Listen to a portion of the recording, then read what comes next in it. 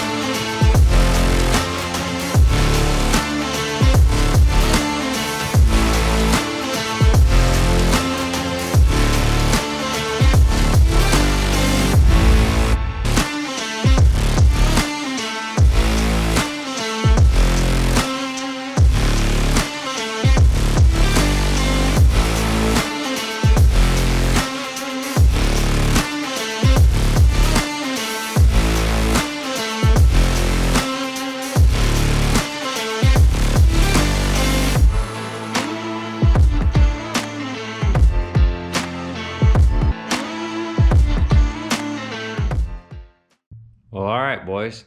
We got all the painting done, got all the base coats, mid coats, got the splatter done, and got that glizzy on there. Looking beautiful like glass, man. Actually turned out pretty sweet. Kind of hard to see it when you're not in person, but it does look awesome. We did a hell of a job. Paint came out flawless. Can't wait to get this stuff on the car.